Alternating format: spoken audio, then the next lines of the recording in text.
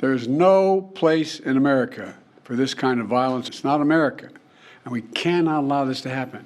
What happened? হত্যা চেষ্টা থেকে বেঁচে ফিরেই আবারও নির্বাচনী প্রচারণায় সাবেক মার্কিন প্রেসিডেন্ট ডোনাল্ড ট্রাম্প রোববার বিকেলেই উইসকনসিনের শহর মিলওয়াকিতে পৌঁছান তিনি। এই শহরেই স্থানীয় সময় সোমবার থেকে শুরু হচ্ছে রিপাবলিকান দলের জাতীয় সম্মেলন।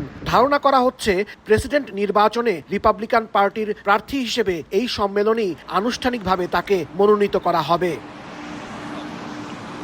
এরই মধ্যে সম্মেলন স্থল জুড়ে ব্যাপক নিরাপত্তা নেওয়া হয়েছে। অতিরিক্ত কয়েক হাজার সদস্য মোতায়েন থাকবে বলে জানিয়েছে স্থানীয় প্রশাসন। পেনসিলভেনিয়ার মতো অপ্রীতিকর কোনো ঘটনা ঘটবে না বলেই আশাবাদী তারা।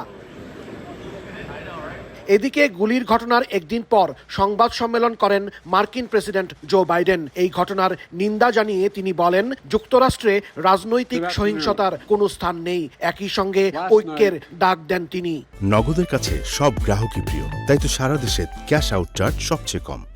There is no place in America for this kind of violence or any violence for that matter. It's not America, and we cannot allow this to happen. Nothing is important than that right now, unity. সাবেক মার্কিন প্রেসিডেন্টের উপর গুলি চালানো তরুণের নাম, পরিচয় ও ছবি প্রকাশ করা হয়েছে। প্রতিনিয়ত নতুন তথ্য প্রকাশ করছে যুক্তরাষ্ট্রের কেন্দ্রীয় গোয়েন্দা সংস্থা FBI। হামলাকারী টমাস ম্যাথিউয়ের গাড়িতে বিস্ফোরক দ্রব্য পাওয়া গেছে বলে জানা গেছে।